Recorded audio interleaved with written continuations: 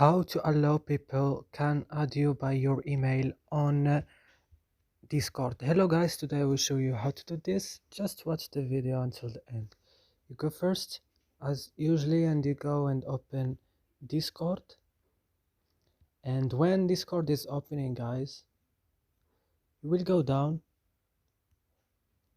and open here your profile. You click, then you will go to privacy and safety, then you will go to email.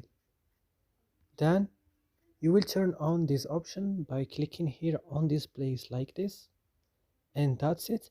It will work with you. That's it guys. I hope this video is useful and helpful for you.